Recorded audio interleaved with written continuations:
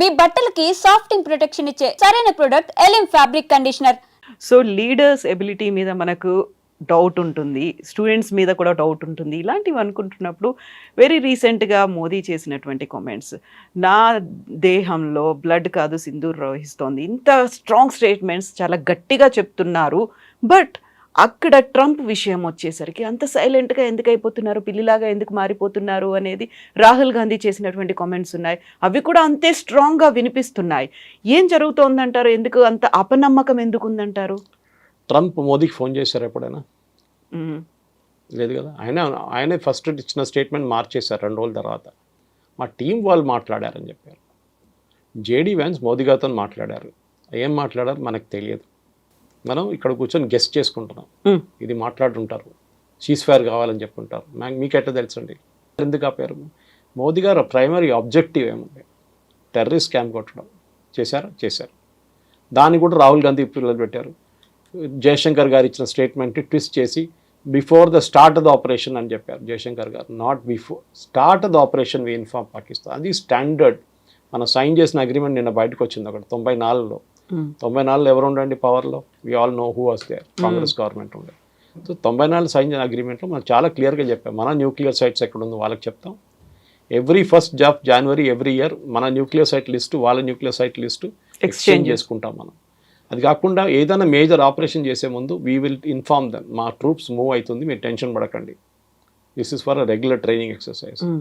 Even Israel కూడా first time bombing జరిగినప్పుడు కూడా గాజా మీద కానివ్వండి, హూతీల మీద కానివ్వండి, ఈవెన్ రెస్పాండింగ్ టు లెబనన్, వాళ్ళు ఫోన్ పికప్ చేసి 5-6 దేశాలకు చెప్తారు. మెయిన్గా యుఎస్, యూరోప్లో యూకే, జర్మనీ, ఫ్రాన్స్, అట్లాంటి 5-6 నేషన్ యూఎన్లో ఎవరు ఉంటే యూఎన్ కూడా చెప్పిస్తారు. మనం కూడా అదే చేసాం. The moment the war started, the moment the action started, 7th రోజు డీజీఎంఓ ఆయన ప్రెస్ కాన్ఫరెన్స్ చెప్పారు. మన వాళ్ళు వినలేదు. ఈ పవన్ ఖేరా కానీ, జయరామ్ రమేష్ కానీ, రాహుల్ గాంధీకి తెలియదు. DGMO said, I tried reaching out to my Pakistani counter part but he refuse to take the call. So నేను చెప్పాను ఆల్రెడీ మీ బేసెస్ ఇట్లా టెర్రరిస్ట్ బేస్ మీద అటాక్ చేశాము అని చెప్పంగానే okay we will respond with more force అని చెప్పి ఫోన్ పెట్టేశారంట. That's a hot line actually. Dial చేయక్కర్లేదు, ఫోన్ పికప్ చేస్తే ఆ ఇంట్లో రింగ్ అవుతుంది అది అట్లా. సో ఆ రెస్పాన్స్ అక్కడ ఆగిపోయింది, దాంతో ఫినిష్. కానీ మళ్ళీ పాకిస్తాన్ వచ్చారు బయటికి, మళ్ళీ వచ్చి మన మీద దాడి చేసాం, మనం రిటర్న్ దాడి చేశాం. సో మోదీ గారు ఎందుకు ఆపారు? మోదీ గారు ట్రంప్ మాట వినంగానే పడిపోతారు అట్లేం లేదు. మన సెల్ఫిష్ ఇంట్రెస్ట్ ఉంటుంది. ట్రంప్తో చేసిన డీల్ మనకు తెలియదు. బహుశా మోదీ ఇండికేట్ చేశారు అది. అంటే నెక్స్ట్ టెర్రరిస్ట్ అటాక్ చేస్తే they given us a free hand. Pakistan వైపు నుంచి ఆ పెహల్గాం లాగా, ఉరీ లాగా, లేకుంటే పుల్వామా లాగా ఏదైనా మేజర్ అటాక్ జరిగితే భారతదేశం ఏం కావాలంటే చేసుకోవచ్చు అని చెప్పి that is the assurance which US has given. Obviously అది చాలా మటుకు జయశంకర్ గారు కానీ, ప్రధానమంత్రి గారు కానీ, రాజ్నాథ్ సింగ్ గారు కూడా, అమిత్ షా గారు చాలా క్లియర్గా చెప్పారు నెక్స్ట్ అటాక్ దిస్. ఇప్పుడు పాజ్ బటన్ వస్తామని, స్టాప్ బటన్ వస్తలేదు, ఇట్స్ ఆన్ పాజ్.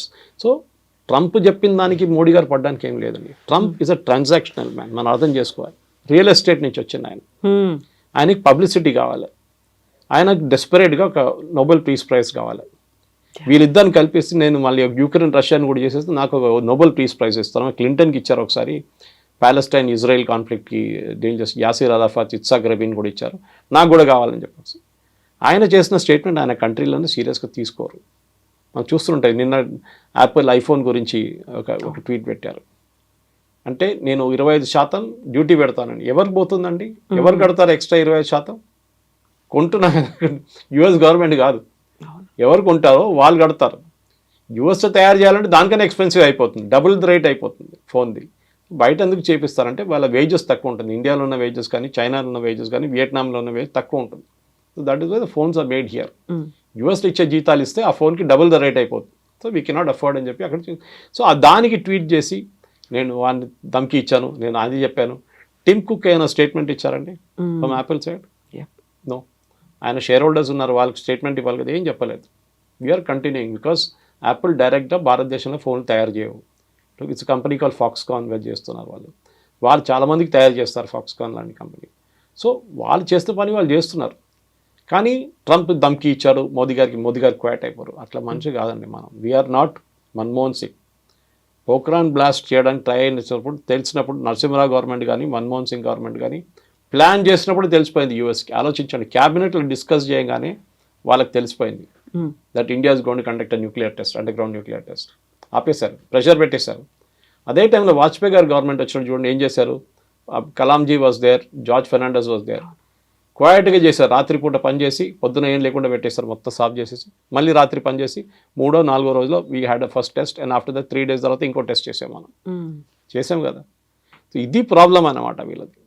సో వీళ్ళకి రాహుల్ గాంధీ లాంటి వాళ్ళకి చెప్పడానికి చాలా ఈజీ, ప్రెషర్ పెట్టారు దానికోసం ఆపేసామని చెప్పేసి.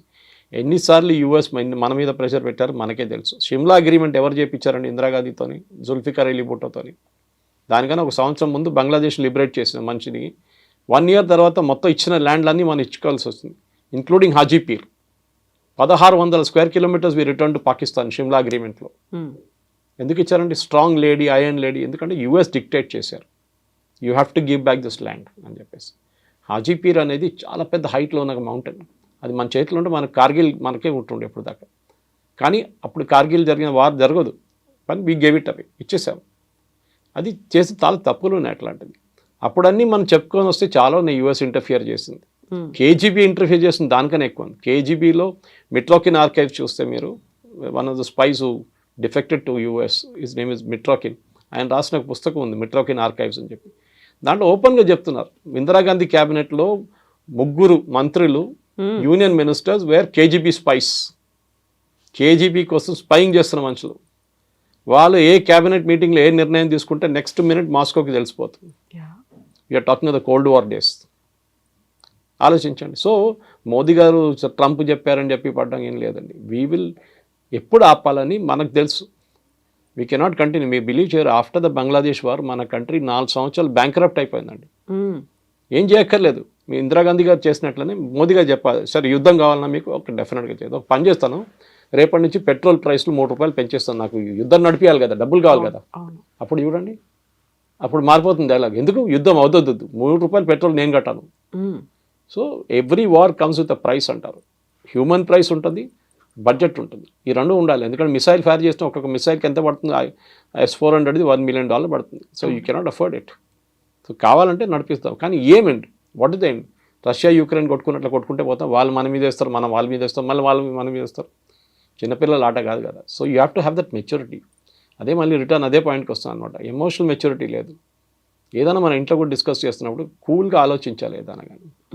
Something similar should be done when you're dealing with politics also. So ఇప్పుడు మనం పాకిస్తాన్ నుంచి ఇక్కడికి వచ్చిన వాళ్ళు అక్రమంగా ఉన్నారు, లేకుంటే వీసా గడువు ముగిసిపోయింది, ఇమ్మీడియట్గా వాళ్ళని పంపించేసాము ఒక డెడ్ లైన్ అనేది పెట్టుకొని. ఇప్పుడు అలాంటి గడువే మే 30 వరకు ఉంది. వివిధ దేశాల నుంచి అక్రమంగా మన దగ్గరకు వచ్చిన వాళ్ళు అథెంటిక్గా వాళ్ళు ఉంటే ఓకే, అదర్వైజ్ మీరు వెళ్ళిపోండి అనే మాట. ఇప్పుడు ఇక్కడ ఒక రకమైనటువంటి కాన్ఫ్లిక్ట్ ఏమైనా కనిపిస్తుందా? వివిధ దేశాల నుంచి వచ్చారు, అందులో చాలా వరకు రోహింగ్యాలు వీళ్ళంతా ఉన్నారు, అందులో వాళ్ళ మీద సర్జికల్ స్ట్రైక్ చేయాలి అనేటువంటి ఒక మాట కూడా గతంలో వినిపించింది. సో ఇక్కడ ఇంటర్నల్గా ఇంతమంది ఉన్నారు అనుకున్నప్పుడు డీల్ చేయాల్సింది ఎలా అంటారు? స్ట్రాటజీ ఎలా ఉండాలంటారు? మా యూఎస్ ఏం చేస్తున్నారండి, ఇల్లీగల్ వీసా పంపించేస్తున్నారు కదా అందరినీ. అలాంటిది మనం ఇప్పటిదాకా చేయలేదు కదా. చేయలేదు, అది ప్రాబ్లం. మన 140 కోట్ల మంది పాపులేషన్ ఉన్న దాంట్లో సుప్రీంకోర్టు మనం చెప్పారు, మనం ధర్మశాల కాదు ఇది. ఇదే రోహింగ్యాలు పాకిస్తాన్కి ఎందుకు వెళ్ళలేదండి? ఇదే రోహింగ్యాలు ఆఫ్ఘనిస్తాన్కి ఎందుకు వెళ్ళలేదండి? ముస్లిమ్స్ కదా వాళ్ళందరూ. సౌదీ అరేబియా తీసుకోవాలండే వాళ్ళని, యుఏఈ తీసుకోవాలండే, ఓపెన్ ఆర్మ్స్ ప్లీజ్ కమ్. ఖతార్లో వీళ్ళు టెర్రరిస్ట్ లీడర్స్ అందరూ అక్కడే కూర్చుంటారు. ముస్లిం బ్రదర్హుడ్ కానీ, ఐసిస్ కానీ, అల్ఖైదా కానీ, హమాస్ వీళ్ళందరూ ఖతార్ తీసుకోవాలండే. బహరీన్ తీసుకో, ఓపెన్గా యాక్సెప్ట్ చేయాలి. రండి మీరు రోహింగ్యా ముస్లిం, మాదే ముస్లిమ్స్, యూఆర్ సేమ్. వాళ్ళు తీసుకోకుండా భారతదేశంలో వచ్చి కూర్చున్నారు ఎందుకండి? నాకు అర్థం కాదు. అండ్ పంపిస్తే వీళ్ళేమో కాలిన్ గన్జాల్స్ లాంటి వాళ్ళు సుప్రీంకోర్టుకి వెళ్ళి బోట్లో తీసుకెళ్ళి, అండమాన్లో తీసుకెళ్ళి థాయిలాండ్ దగ్గర పడేశారు, మయన్మార్ దగ్గర పడేశారు అంటున్నారు. మన దేశంలో ఇల్లీగల్గా వచ్చారు, మీరు లీగల్గా రాలేదు. UNHCR కార్డ్స్ ఇచ్చారు, United nation human right commission, కానీ we are not a signatory to that commission. మేము యాక్సెప్ట్ చేయం. వారు యాక్చువల్లీ ఇదే సుప్రీంకోర్టు 2 నెలల ముందు రోహింగ్యా పిల్లలకి అడ్మిషన్ ఫ్రీగా ఇవ్వాలని చెప్పి ఢిల్లీ స్కూల్స్కి ఆర్డర్ ఇచ్చారు. మన పిల్లలకి లేదు, ఇండియన్ పిల్లలకి ఆట వాళ్ళు అసలు పట్టించుకోరు. రోహింగ్యా పిల్లలకి అడ్మిషన్ ఇవ్వాలని చెప్పి సుప్రీంకోర్టు, కానీ వాళ్ళ మాట తీర్పు అంతా మారిపోయింది ఎక్కడ? ఈ కాన్ఫ్లిక్ట్ మొదలైన తర్వాత.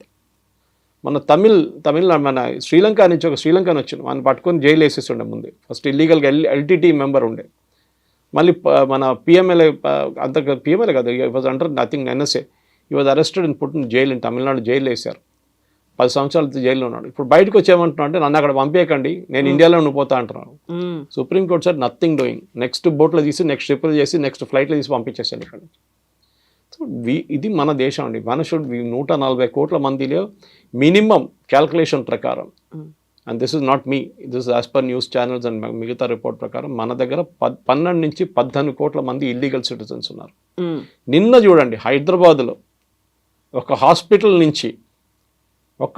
నుంచే బర్త్ సర్టిఫికెట్లు తయారు చేసుకున్నారంట, 18 దొంగ సర్టిఫికెట్లు. డెలివరీ ఎట్ హోమ్ అని చెప్పి ఇంకో 12 సర్టిఫికెట్లు తయారు చేసుకున్నారంట. ఎట్లా చేశారండి? Who are the certificate made for? ఎవరు వెనకాల ఉన్నారు?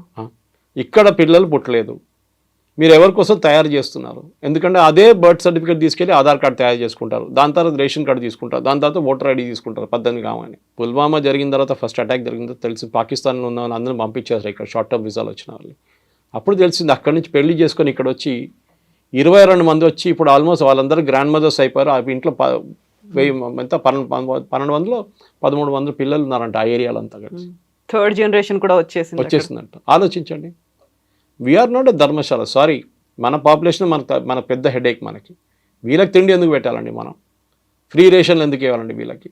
వాళ్ళ దేశం ఉన్నారు, వాళ్ళు అక్కడ వెళ్ళినాయండి. We don't want. First of all ఇది అస్సాంలో జరిగింది, మీకు గుర్తుంటుంది. అస్సాంలో పెద్ద అజిటేషన్ జరిగింది when Rajiv Gandhi was the prime minister.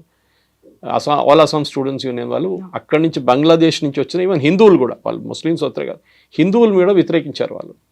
మా దగ్గరికి ఎందుకు వస్తున్నారు? భారతదేశంలో ఇంకా మిగతా స్టేట్స్ ఉన్నాయి కదా, అక్కడికి వెళ్ళొచ్చు కదా మీరండి. అస్సాంలో 21 కాన్స్టిట్యున్సీలో డెమోగ్రఫీ మారిపోయిందండి సడన్గా. హిందూ మెజారిటీ ఉన్న కాన్స్టిట్యున్సీ ముస్లిం మెజారిటీ అయిపోయింది. మన ఏఐయుడిఎఫ్ పార్టీ అక్కడి నుంచే ఫామ్ అయింది, బంగ్లాదేశ్ నుంచి వచ్చిన వాళ్ళందరూ కలిపి. వాళ్ళకి ఇప్పుడు పార్లమెంట్ సీట్ ఉంది, వాళ్ళకి అసెంబ్లీ సీట్స్ ఉన్నాయి, గెలిచారు వాళ్ళు సీట్లు, మెజారిటీ అయిపోయారు వాళ్ళు. ఎట్లా అయ్యారండి అది? సో మీరు బంగ్లాదేశ్ నుంచి వచ్చి సెటిల్ సరే కట్ ఆఫ్ డేట్ పెట్టాం, దాని తర్వాత ఇంత పెద్ద గొడవ అయిన తర్వాతనే రాజీవ్ గాంధీ అగ్రీ చేశారు. In fact national register for citizens, NRC అని మాట్లాడుతూ ఉంటాం, ఓవైసీ అంటారు, ఎన్ఆర్సీ వచ్చేది నేను చూసుకుంటా అది అని. ఇదే ఎన్ఆర్సీ అస్సాంలో ఇంప్లిమెంట్ చేశారు కండి. ఎవరు ఇంప్లిమెంట్ చేశారు? రాజీవ్ గాంధీ. అది ఎవరు చేయించారు? సుప్రీంకోర్టు. కంపల్సరీగా ఎన్ఆర్సీ పెట్టాలన్నారు. లిస్ట్ ఆఫ్ సిటిజన్స్ కావాలి మాకు, దీంట్లో లేని వాళ్ళు అందరూ పంపించేసేయండి. అప్పుడు ఎవరో వచ్చి చెప్పారు జాకీర్ హుసేన్ గ్రాండ్ సన్ కూడా ఈ లిస్ట్లో లేరు, ఆయన నాన్ రెసిడెంట్ ఇండియన్ కాదని చెప్పేసిన. Correct, Zakir Hussain was not. అది పెద్ద కాంట్రవర్సీ ఇంకోటి ఉంది. మన ఫస్ట్ ఈవెన్ ఇండిపెండెన్స్ మూవ్మెంట్ కూడా చూసి చాలామంది బయట నుంచి వచ్చిన వాళ్ళు మన దగ్గర మినిస్టర్లు అయ్యారు మన దగ్గర.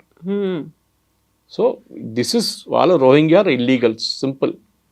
వచ్చారు, మీరు 1 సంవత్సరం ఉండండి, కావాలంటే దాని తర్వాత వెళ్ళిపోండి ఇక్కడి నుంచి. మా దగ్గర మాకు రెస్పాన్సిబిలిటీ లేదు, మమ్మల్ని అక్కడ తీసుకెళ్తే వాళ్ళు చంపేస్తారు. దట్ ఈస్ యువర్ ప్రాబ్లం, నా ప్రాబ్లం కాదండి.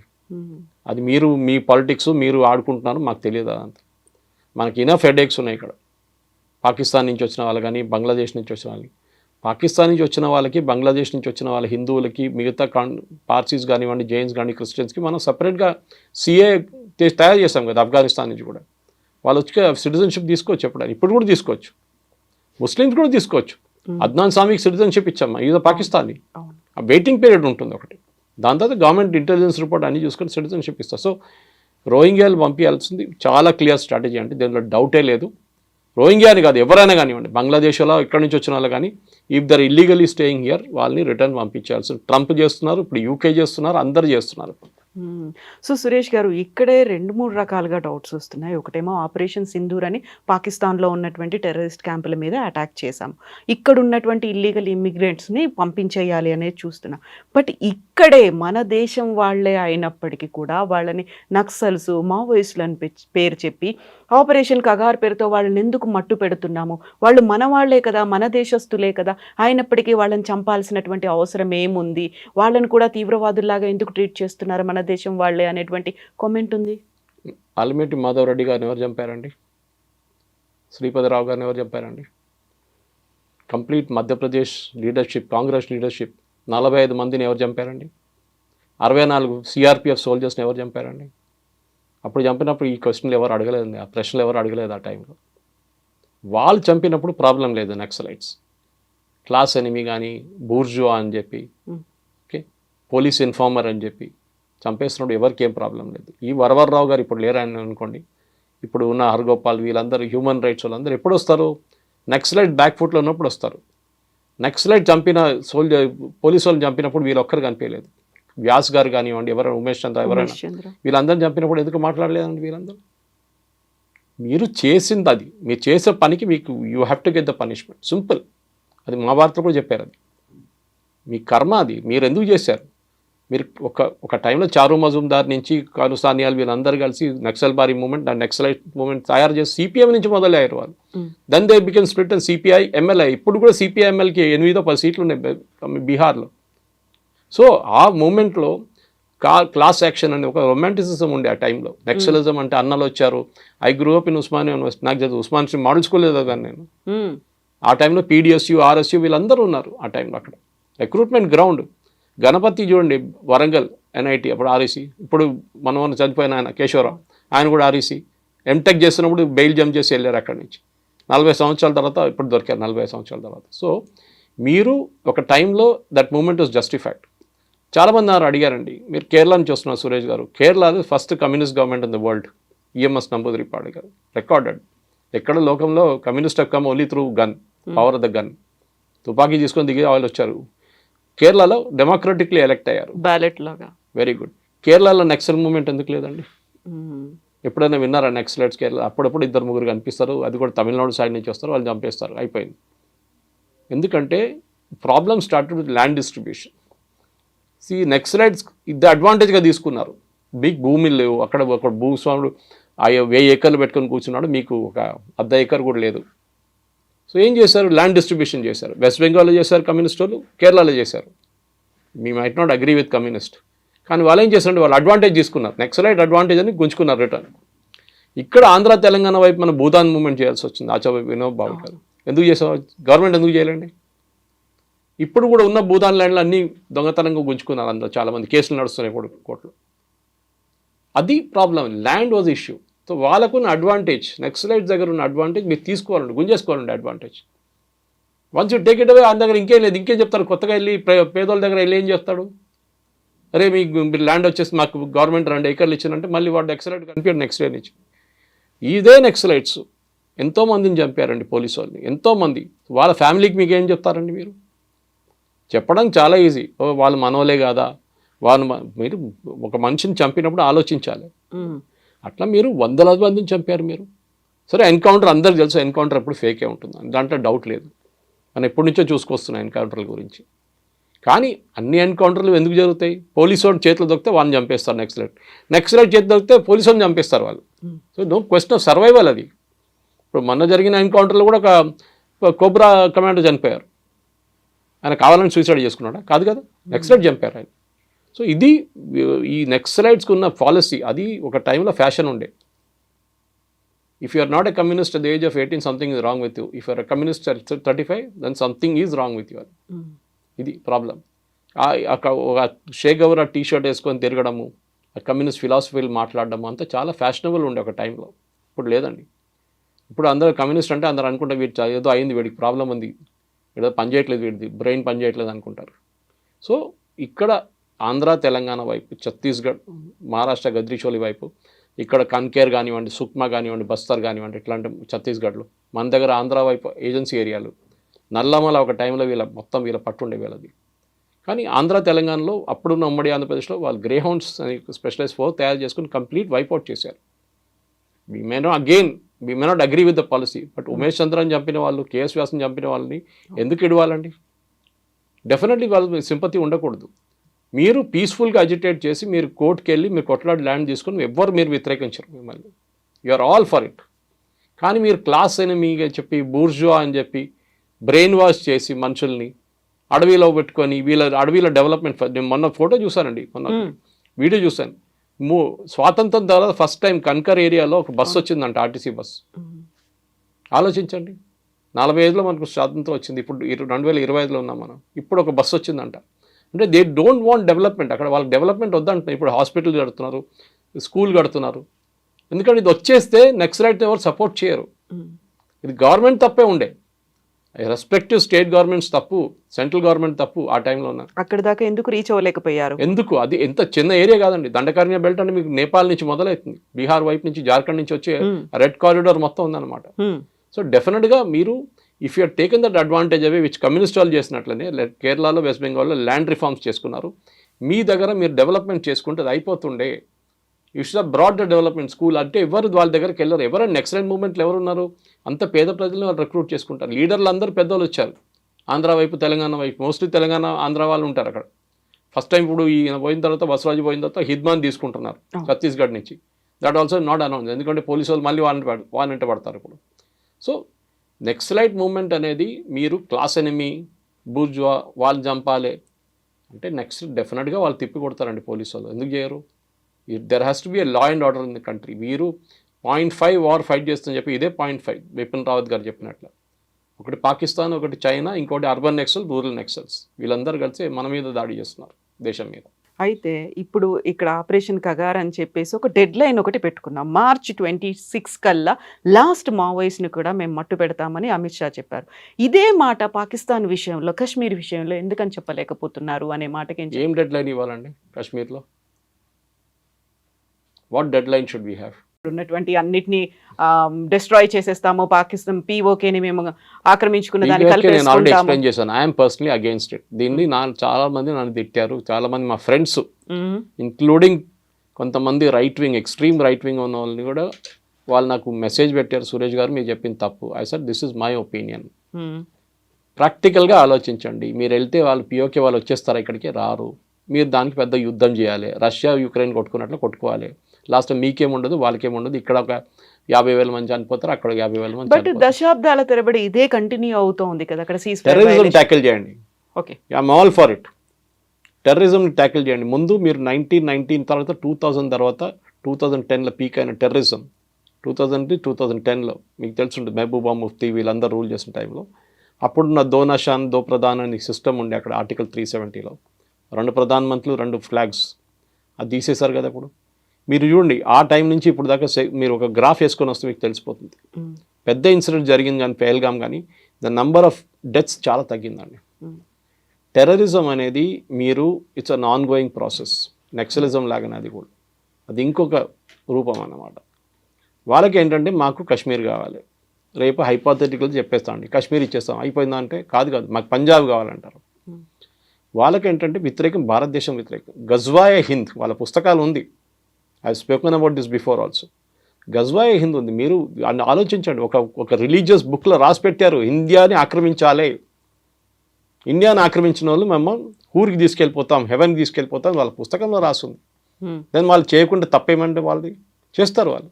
Hour job is to fight. మనం అది ఇచ్చేసి ఇజ్రాయెల్ లాగండి, మనకు ఎగ్జిస్టెన్షియల్ క్రైసిస్ ఒకటి ఉంది. ఇజ్రాయెల్ కూడా అదే ప్రాబ్లం.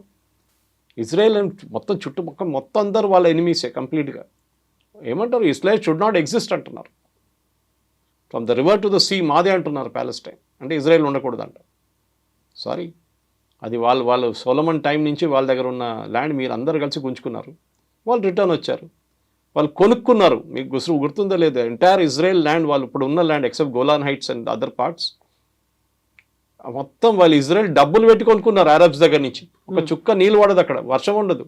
అట్లాంటి ప్లేస్ అరబ్స్ అందరూ ఎవడు ఉంటాడు ఇక్కడ తీసుకోండి అని చెప్పి డబ్బులు పెట్టి కొనుక్కున్నారు Israel. They have a legal right to it. మన దగ్గర కూడా అంతే. అప్పుడు చేసిన రాజా హరిసింగ్ చేసిన తప్పు, ఆ టైంలో ఇండియన్ ఆర్మీని పిలవకపోవడంలో దాని జరిగిన తప్పులు అంతా. అది we're correcting a historical wrong అంతే. దాన్ని రైట్ చేసేస్తున్నాం. సరే, డెడ్ లైన్ పెట్టి ఇక్కడ అమిత్ షా గారు చెప్పినట్టు 2026 మార్చ్ కల్లా మొత్తం అందరిని ఫినిష్ చేసేస్తామంటే కాశ్మీర్లో అట్లా చెప్పలేము. మనం 70 సంవత్సరాల నుంచి కొట్టుకుంటున్నాం అంటే అక్కడ జరుగుతుంది. ఇంకా you're fighting a civilisational battle. ఆలోచించండి, అసీం మునీర్ అన్నారు, they are Hindus, we're Muslims, we're Islamic. వాళ్ళని 2 నేషన్ థియరీ ప్రకారం వాళ్ళు ఉండకూడదు. పాకిస్తాన్ వచ్చింది ఎందుకు? Because they hate Hindus. Separate nation for Muslims అని తీసుకున్నారు వాళ్ళు. కానీ చాలామంది ముస్లిమ్స్ ఇక్కడ ఉండిపోయారు. అంబేద్కర్ గారు చెప్పారు చేసిన తప్పు, అది చాలా పెద్ద తప్పు. కంప్లీట్ ట్రాన్స్ఫర్ ఆఫ్ పాపులేషన్ జరగలేదు, అది జరగాలి ఉండే. సరే, we should put a deadline. కానీ ముందున్న టెర్రరిస్ట్ యాక్టివిటీ చాలా తగ్గింది. Now there is a very resolute action. నేను స్టార్ట్లో కూడా మీకు చెప్పాను, ఏ రోజు నెక్స్ట్ ఇన్సిడెంట్ జరుగుతుందో ఆ రోజు మళ్ళీ యుద్ధం మొదలవుతుంది. ఇప్పుడు వాళ్ళకి తెలుసు, గర్మే గుస్కే మారేంగే. మోదీ గారు ఒట్టే చెప్పలేదు, గర్మే గుస్కే మారైతే. ఏడ్చుకున్నారు. మస్జిద్లో ఉన్న మహిళలు చనిపోయారు. 1 గంటకు రాత్రి మస్జిద్లో మహిళలు ఏం చేస్తున్నారండి, పిల్లలు ఏం చేస్తున్నారు? ఈ రెండిటి మధ్యలో మనం ఆపరేషన్ కగార్ని దానికి లింక్ పెట్టి చూడడం. సో దీనికేమో ఒక డెడ్ లైన్ పెట్టుకున్నాము, దానికి ఎందుకంటే డెడ్ లైన్ పెట్టుకోకుండా ఒక పాజ్ పెట్టుకొని డెకేడ్స్ టుగెదర్ అలా ఎదురు చూస్తున్నాము ఆ యాంగిల్. కరెక్ట్. ఈ నెక్స్ట్ రైట్ మూమెంట్ ఉంటుందండి. డెడ్ లైన్ దానికి ఉండాల్సింది. కానీ ఈ చెప్పినట్లు మీరు కశ్మీర్ వైపు టెర్రరిజంని ఇవాళ ఆపేసి ఏదో నీళ్ళు వస్తున్న ట్యాపులు బంద్ చేయడం కాదు. దానికి పొలిటికల్ ఎలిమెంట్ ఒకటి ఉంది, సెక్యూరిటీ ఎలిమెంట్ ఒకటి ఉంది. మనం చాలా మటుకు టెర్రరిజం తగ్గించాము. అక్కడ టైం పడుతుంది, ఓవర్ నైట్ జరగదు ఇదంతా. ఇజ్రాయెల్ ఎన్నో సంవత్సరాల నుంచి కొట్టుకుంటున్నారు టెర్రరిజంతో. మనకు కూడా అదే ప్రాబ్లం ఉంది. ఎందుకంటే ఒక రిలీజియస్ ప్రాబ్లం ఇది. It is not a security issue. అట్లా ఒట్టిగా పాకిస్తాన్ క్రియేట్ చేసింది ఒక రిలీజియస్ కోసం, సెపరేట్ కంట్రీ ఫర్ ముస్లిమ్స్ అని చెప్పారు. దానికోసం వాళ్ళకి ఇచ్చాం. అంబేద్కర్ గారు కానివ్వండి, గాంధీ గారు కానివ్వండి, నెహ్రూ గారు, వీళ్ళందరూ అగ్రీ చేసింది అది. కానీ దాని తర్వాత వాళ్ళు ఏమంటున్నారు, ఇప్పుడు మాకు కాశ్మీర్ కావాలి, దాని తర్వాత పంజాబ్ కావాలంటారు. అరే మీకు ఇచ్చాం కదా నాయన. ఆ టైంలో కాశ్మీర్ లేకుండే కదా, మ్యాప్లో మీకు కాశ్మీర్ డ్రా చేసి ఇచ్చారా ఎవరైనా? మీకు ఇచ్చిన ప్లేస్తో మీరు హ్యాపీగా ఉండాలండి. మీరు వచ్చి తర్వాత కాదు ఇది ముస్లిం మెజారిటీ స్టేట్ మాకు కావాలని చెప్తే ఆ టైం జరగదు. అట్లా ఉంటే చాలా ఉన్నాయి మా అడగడానికి. సో మీకు వచ్చింది మీరు పెట్టుకోవస్తుంది. ఎవరో ఫెయిల్డ్ స్టేట్, మీద డబ్బులు లేవు, మీరు మొత్తం ఎడ్యుకేషన్ మీరు శాంపిల్స్లో ఉంది.